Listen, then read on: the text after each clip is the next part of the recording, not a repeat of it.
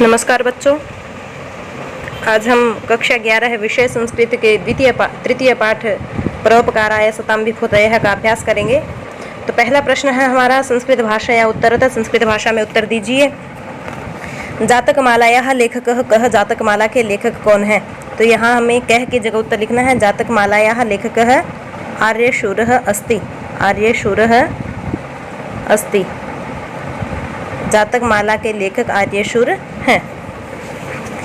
आगे है कथायां वर्णिते जन्मनि बोधिसत्वः कः बभूव। कथायां, कथा में ये जो पाठ है परोपकाराय सतां विभूतयः है, इस कथा में वर्णित जन्म में बोधिसत्व कः बभूव कौन है, या बोधिसत्व ने किस रूप में इस कथा में जन्म लिया है, या इस कथा में वर्णित जो बोधिसत्व का महात्मा बुद्ध का जन्म है वो किस रूप में है। तो कथायाम वर्णिते जन्मनि बोधिसत्वः कह की जगह हो जाएगा मत्स्याधिपति, मछलियों के राजा के रूप में। मत्स्याधिपति ही मछलियों के राजा के रूप में हुए हैं। इस कथा में वर्णित जन्म में बोधिसत्व मछलियों के राजा के रूप में बभूव हुए हैं। आगे है महासत्वः मीनानां कैः परम अनुग्रहम् अकरोत्। महासत्व कौन है? बोधिसत्व अर्थात महात्मा बुद्ध। तो महात्मा बुद्ध ने या महासत्व ने मछलियों पर किस प्रकार या किन के द्वारा परम अनुग्रहम् अकरोत्, अत्यंत कृपा की। तो कैः की जगह हो जाएगा दान प्रिय वचनादिक्रमैः। दान प्रिय वचनादिक्रमैः परम अनुग्रहम् अकरोत्। महासत्वः मीनानां कैः की जगह हो जाएगा दान प्रिय वचनादिक्रमैः परम अनुग्रहम् अकरोत्। आगे है सरह लघु पल्लवम इव कथम अभवत। सरह तालाब लघु पल्लवम इव छोटे तालाब के रूप में कथम कैसे परिवर्तित हो गया, कथम अभवत कैसे हो गया, यानी कि जो तालाब था वो छोटा तालाब कैसे बन गया। तो इसमें हो जाएगा सरह, सरह यानी कि आकाश तालाब, निदाघ काले ग्रीष्म ऋतु में ज्वालानुगतेन ज्वाला के समान चलती हुई मारुतेन हवा के द्वारा पिपासा वशात प्यास के कारण इव मानो प्रत्यहम प्रतिदिन आपीयमानम जिसका पानी पिया जा रहा था, आपीयमानम जिसका पानी पिया जा रहा था वह तालाब लघु पल्लवम इव छोटे तालाब के समान अभवत हो गया। लघु पल्लवम इव अभवत। तो इसमें आप ये भी कर सकते हैं सरह लघु पल्लवम इव तालाब छोटे तालाब के रूप में निदाघ काले ग्रीष्म ऋतु में ज्वालानुगतेन मारुतेन ज्वाला के समान या आग के समान चलती हुई गर्म हवा के द्वारा पिपासावशात इव मानो पिपासावशात प्यास के कारण प्रत्यहम प्रतिदिन आपीयमानम पानी पिया जा रहा था जिसका ऐसा वह इसलिए वह तालाब लघु पल्लवम इव अभवत छोटे तालाब के रूप में परिवर्तित हो गया। आगे है बोधिसत्व किमर्थम चिंता में करो। बोधिसत्व किस लिए चिंतित हुए या बोधिसत्व ने चिंता क्यों की। तो किमर्थम की जगह हो जाएगा इसमें विषाद दैन्य वशगम, विषाद और दुख और दीनता के वशगम वशीभूत मीन कुलम अवेक्ष चिंता मैं करो। तो बोधिसत्व विषाद दैन्य वशगम दुख और दीनता के वशीभूत मीन कुलम मछलियों की कुल को अवेक्ष देखकर चिंता मैं करो चिंतित हुए या चिंता करने लगे। आगे है तोयम प्रतिदिनम केन स्पर्धमानम क्षीयते स्म। तोयम पानी प्रतिदिन केन स्पर्धमानम किससे स्पर्धा करता हुआ, किससे होड़ करता हुआ क्षीयते स्म नष्ट हो रहा था। तो इसमें केन की जगह उत्तर हो जाएगा हमारा आयुषा, आयु से। तोयम प्रतिदिनम आयुषा स्पर्धमानम क्षीयते स्म। आयु से उम्र से होड़ करता हुआ खत्म हो रहा था, नष्ट हो रहा था। आगे है आकाशे अकाला अपि के प्रादुर्भवन। आकाश में अकाला अपि बिना समय में भी के कौन प्रादुर्भवन प्रकट हो गए, प्रादुर्भूत हो गए, या किन का प्रादुर्भाव हो गया। तो के की जगह हो जाएगा इसमें मेघा। आकाशे अकाला अपि मेघा प्रादुर्भवन, यहाँ काल मेघा भी कर सकते हैं आप, भयंकर बादल प्रकट हो गए। आगे कया आशंकया बोधिसत्वः पुनः पुनः पर्जन्यम प्रार्थितवान। किस आशंका से महात्मा बुद्ध बार बार इंद्र से प्रार्थना करने लगे। तो किस आशंका से इसमें हो जाएगा वर्ष निवृत्ति आशंकया। वर्ष निवृत्ति आशंकया करें तो भी ठीक है, शंकया करेंगे तो भी ठीक होगा। तो कया आशंकया की जगह हो जाएगा वर्ष निवृत्ति शंकया, वर्षा की समाप्ति की शंका से, कहीं वर्षा समाप्त न हो जाए इस आशंका से, इस शंका से बोधिसत्व बार बार इंद्र से प्रार्थना करने लगे। आगे है शक्र केशाम राजा आसित, जो इंद्र था, शक्र का अर्थ है इंद्र, शक्र का पर्यायवाची इंद्र। तो इंद्र जो वो केशाम राजा आसित, किन का राजा, तो यह आप सभी जानते हैं, इंद्र को देवराज कहते हैं, देवराज अर्थात देवों का राजा। तो देवानाम राजा आसित, शक्र है देवानाम, केशम की जगह हो जाएगा देवानाम, राजा आसित, इंद्र देवों का राजा था। अगला है अस्माभि कुत्र प्रयतितव्यम, अस्माभि हम सब के द्वारा या हमारे द्वारा कुत्र कहाँ प्रयतितव्यम प्रयत्न करना चाहिए, हमें किसमें प्रयत्न करना चाहिए। तो अस्माभि ही योगायो रहेगा। उसके बाद शील विशुद्ध, कुत्र की जगह हो जाएगा शब्द हमारा शील विशुद्धौ, अपने सदाचार को शुद्ध करने में, अपने सदाचार की विशुद्धि में प्रयतितव्यम प्रयत्न करना चाहिए। अस्माभि शील विशुद्धौ प्रयतितव्यम। आगे दूसरा प्रश्न है हमारा रिक्त स्थानानि पूरेते, रिक्त स्थानों की पूर्ति कीजिए। इसमें पहला है बोधिसत्व परहित सुख साधने खाली स्थान अभवत, बोधिसत्व है महात्मा बुद्ध परहित सुख साधने, दूसरों के हित को सिद्ध करने में व्यापृतः अभवत, व्यापृतः का अर्थ व्यस्त, व्यापृतः अभवत व्यस्त थे, दूसरे के सुख को सिद्ध करने में या दूसरे की भलाई करने में व्यस्त थे। आगे है तत्रस्थः मीनः जलाभावत, वहाँ स्थित या वहाँ रहने वाली मीनः मछलियाँ जलाभावत, जल की कमी से खालिस्तान इव संजाता के समान हो गई। किसके समान है, मृत प्राया इव संजाता, मृत प्राया इव संजाता, मरी हुई के समान हो गई। तो वहाँ रहने वाली, उस सरोवर में रहने वाली मछलियाँ जो थी वो जल के अभाव में मरी हुई के समान हो गई या मरने को हो गई। आगे है विषाद दन्य वशगम मीन कुलम अवेक्ष बोधिसत्व है खालिस्तान आपेदे, ये भी पिछले प्रश्न में भी आया था कि दुख और दीनता के वशीभूत मछलियों के कुल को देखकर बोधिसत्व चिंता में आपेदे, चिंता में पड़े, चिंता में आपेदे या चिंतित हुए, चिंता में पड़े।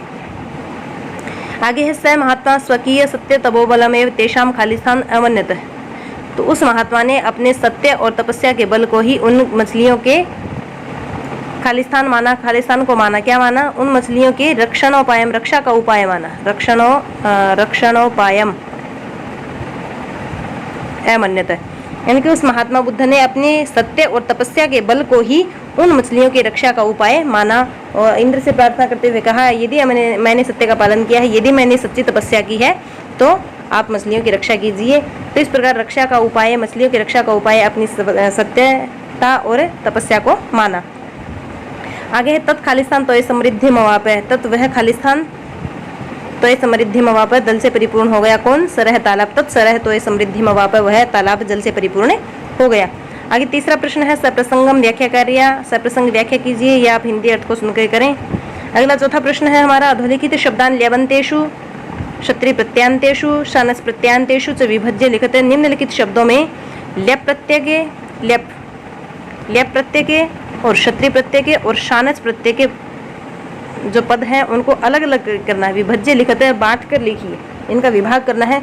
तो आइए सबसे पहले देखते हैं हम लेप प्रत्यय वाले शब्द। लेप प्रत्यय वाले शब्द जो हों उनमें पहले क्या मिलेगा, हमें उपसर्ग मिलेगा और अंत में यह पूरा मिलेगा, अंत में यह पूरा मिलेगा, पहले उपसर्ग मिलेगा। तो पहला पद है आपीय मानम, ये नहीं है अवेक्ष्य, अवेक्ष्य क्या है, लेप प्रत्यय का है अवेक्ष्य। स्पर्धमानम नहीं है, अस्वापिड्यमानम नहीं है, फिर है निश्वस्य, निश्वस्य, फिर रत्नायमानम नहीं है, फिर है अभिगम्य, अभिगम्य। संदाधयन भी नहीं है, विमृशन नहीं है, समुल्लोकयन नहीं है। तो अब इसके लेप प्रत्यय के 3 शब्द है हमारे पास, अवेक्ष्य, निश्वस्य और अभिगम्य। उसके बाद है क्षत्रिय प्रत्यय। क्षत्रिय प्रत्यय के पद जो है उनमें हमें अंत में न भी मिल सकता है और हलंत तय भी मिल सकता है और नतः भी मिल सकता है, बहुवचन अगर होगा तो नतः भी मिल सकता है। तो पहला पद जो है आपीयमानम वो नहीं है, स्पर्धमानम नहीं है, स्वापिड्यमानम नहीं है, निश्वस्य नहीं है, निश्वस्य तो आ लिया पहले। रत्नायमानानि में भी शानच है, अभिगम्य भी पहले आ चुका है, संदाधयन, विमृशन और समुल्लोकयन, ये जो 3 पद हैं संदाधयन, विमृशन और समुल्लोकयन, अंत के 3 पद जो है वो है क्षत्रिय प्रत्यांत पद। संदाधयन, विमृशन और समुल्लोकयन ये क्षत्रिय प्रत्यांत पद हैं। अब जो बच गए वो क्या है, शानस प्रत्यांत शब्द है, शानस प्रत्यय से युक्त पद है। आपीयमानम, स्पर्धमानम, समापिड्यमानम और रत्नायमानम, ये जो 4 पद है वो क्या है, शानस प्रत्यय के। तो लेप प्रत्यय के 3 पद हो गए, अवेक्ष्य, निश्वस्य और अभिगम्य, ये लेप के हो गए। फिर शानच के हैं नहीं, क्षत्रिय के संदाधयन, व्यम्बृशन और समुल्लोकयन। फिर शानच के हैं आप्यमानम, समापीड्यमानम, रत्नायमानानि और स्पर्धमानम, ये हैं शानच प्रत्यय के। अगला 5वां प्रश्न है विशेषणानि विशेष्य सह योजयते, विशेषण पदों को विशेष्य के साथ जोड़िए। विशेषण पद दे रखे हैं और उसके साथ इनके विशेष्य पद भी दे रखे हैं, तो विशेषण को विशेष्य के साथ जोड़िए। सरसी का अर्थ होता तालाब में, धरण्या पृथ्वी के द्वारा, धरती के द्वारा, अपत्यानाम अपत्य का अर्थ होता संतान, तो संतानों का कि नवसलील नए पानी से, पक्षिणः का अर्थ होता पक्षी, बोधिसत्व का अर्थ हुआ महात्मा बुद्ध, मीनः का अर्थ मछली और मारुतेन का अर्थ हुआ हवा के द्वारा। तो ये विशेषण पद दिए हैं, पाठ में इनके साथ ही इन पदों का प्रयोग किया गया है। तो हमें ये देखना है कौन से शब्द के साथ कौन से शब्द का प्रयोग पाठ में हुआ है। जैसे ये है सरसी हंस चक्रवाक आदि शोभिते, हंस और चक्रवा आदि से सुशोभित तालाब में, ये शब्द एक साथ प्रयुक्त हुआ है। जैसे धरण्या है, धरण्या में के साथ अभितप्तया हुआ था कि तपती हुई धरती के द्वारा। तो पहला जो पद है सरसी, सरसी के साथ प्रयुक्त हुआ था हमारे पाठ में प्रयुक्त शब्द आया है हंस चक्रवाक आदि शोभिते, हंस और चक्रवा आदि से सुशोभित। ये विशेष्य है किसका? तालाब का। तालाब विशेषण है, जिसकी विशेषता बताई जाए वो विशेष्य। तो यहाँ विशेष्य है, सरसी विशेष्य है, विशेषण नहीं है। सरसी हंस चक्रवाकादि शोभिते, तो सरसी हंस चक्रवाकादि शोभिते, धरण्या अभितप्तया, अपत्यानाम इष्टानाम, नवसलिलेन इसमें हो जाएगा कदम्ब कुसुम गौरेण, कदम के फूल के समान गौर वर्ण वाले नए पानी से। पक्षिणः के साथ हो जाएगा फिर सलिल तीर वासिनः है, पानी के किनारे पर रहने वाले पक्षी। बोधिसत्व का हो जाएगा करुणायमान है, दयालु। मीनः मछली, तत्रस्थः मीनः, यहाँ मीनः नहीं होगा, मीनाः होगा या तो, या फिर तत्रस्थः होगा। तो मीनाः तत्रस्थः यहाँ बहुवचन करेंगे, मीनाः मीनाः तत्रस्थः, वहाँ रहने वाली मछलियाँ। एक वचन इसलिए नहीं करेंगे क्योंकि मछली बहुत सारी थी। और मारुतेन के साथ हो जाएगा ज्वालानुगतेन। आगे छठा प्रश्न है हमारा, अधोलिखित पदानि संस्कृत वाक्येषु प्रयुक्तम्, निम्नलिखित पदों का संस्कृत वाक्यों में प्रयोग कीजिए। इसमें पहला पद है कस्मिश्चित, तो कस्मिश्चित को लेके वाक्य बनाएंगे हम। कस्मिश्चित वने सिंहः प्रतिवसति स्म। कस्मिश्चित किसी बने वन में, जंगल में, सिंह शेर प्रतिवसति स्म रहता था, किसी जंगल में शेर रहता था। आगे है भाग्य वैकल्यात, भाग्य वैकल्यात का अर्थ है दुर्भाग्य से, तो भाग्य वैकल्यात दुर्भाग्य से सह दरिद्रः, सह दरिद्रः अस्ति, दुर्भाग्य से वह दरिद्रः, तो भाग्य वैकल्यात सह दरिद्रः अस्ति, दुर्भाग्य से वह दरिद्रः। आगे आपीयमानम, आपीयमानम पिए जाते हुए का, के पिए जाते हुए को या पिया जाता हुआ। यहाँ आपीयमानम जो वो शानस प्रत्यय का पद है और द्वितीय विभक्ति का है, प्रथमा और द्वितीय दोनों का है, प्रथमा और द्वितीय दोनों का है, नपुंसक लिंग का पद है ये। तो आपीयमानम पिया जाता हुआ या फिर पिए जाते हुए को, तो इसका वाक्य बनाएंगे प्रतिदिनम आपीयमानम दुग्धम, जलम करें या दुग्धम करें, दुग्धम हितकरम भवति, प्रतिदिन पिया जाने वाला दूध जो वो हितकर होता है। तो प्रतिदिनम आपीयमानम दुग्धम हितकरम भवति। आगे है लक्ष्यते, लक्ष्यता का अर्थ होता है लक्षित होता है, ये दिखाई देता है, प्रतीत होता है।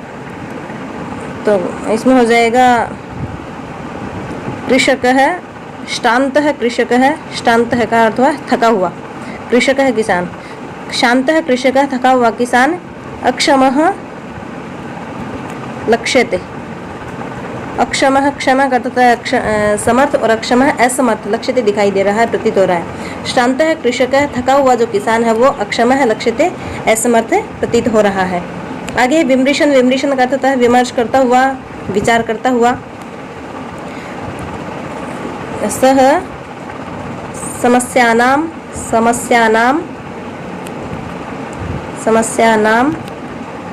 समाधानम विमर्शन गच्छते। सह वह समस्याओं का समाधान विमर्शन विचार विमर्श करते हुए, समाधान को सोचते हुए, वह समस्याओं के समाधान को सोचते हुए गच्छति जाता है या जा रहा है। आगे हो जाएगा अभिगम्य। अभिगम्य का अर्थ होता है पास जाकर। तो राम है दशरथम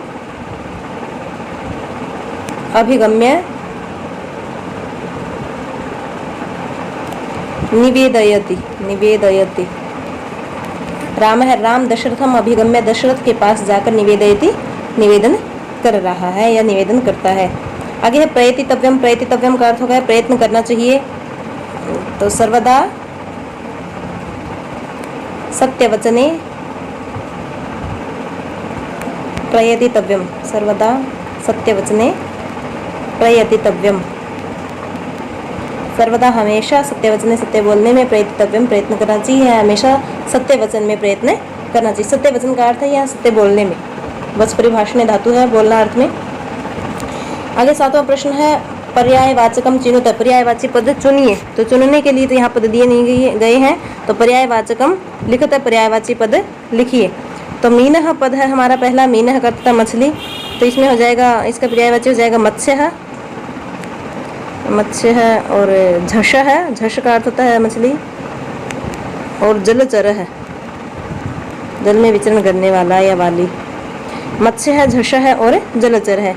आगे है पक्षी। पक्षी का पर्यायवाची पद हो जाएगा, एक तो हो गया जैसे खग है, विहग है, अंडज है, अंडज अंडे से उत्पन्न होने वाला। और द्विज भी कहते हैं पक्षी को, द्विज 2 बार जन्म लेने वाला। तो खगः, विहगः, अंडजः, द्विजः ये पर्यायवाची हो जाएंगे पक्षी के। आगे अगला पद है प्रत्यहम। प्रत्यहम का अर्थ होता है प्रतिदिन, तो इसका पर्यायवाची पद हो जाएगा एक तो प्रतिदिनम, प्रतिदिनम, नित्यम और प्रतिदिवसम, प्रतिदिवसम, प्रतिदिनम, नित्यम, प्रतिदिवसम। आगे आपद। आपद का अर्थ होता है आपत्ति, संकट, विपत्ति, तो इसका एक तो हो जाएगा विपद, विपत्ति ही, आपद है ही इसमें, और अगला हो जाएगा आपत्ति ही, और संकट है भी हो जाएगा इसका एक, संकट है।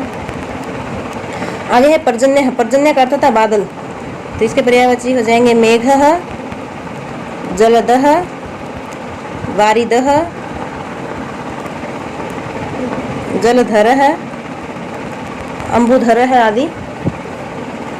और इसके बाद हमारा 8वां प्रश्न है अधोलिखित वाक्येषु उपमानानि योजयते। निम्नलिखित वाक्यों में उपमान पद जोड़िए। उपमान पद ये जो क्रिया बताई गई है इनके साथ, यानी कि ये जो उपमा दी गई है, यहाँ उपमान पद हमें,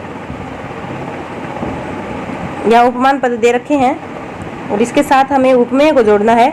तो खालिस्थान इव मीनानाम परम अनुग्रहम चकार। खालिस्थान के समान मछलियों पर अत्यंत कृपा की। तो किसके समान?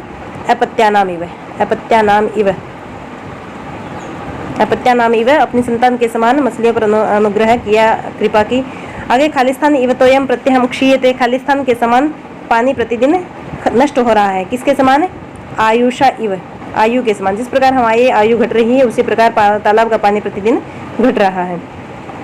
खालिस्तान इव इमे पयोदः क्षरन्ति। खालिस्तान के समान ये बादल क्षरन्ति बरस रहे हैं। किसके समान? कलशा इव, पाठ में आया था आवर्जिता कलशा इव, उल्टाए हुए घड़ों के समान ये बादल बरस रहे हैं। तो कलशा इव हो जाएगा इसमें।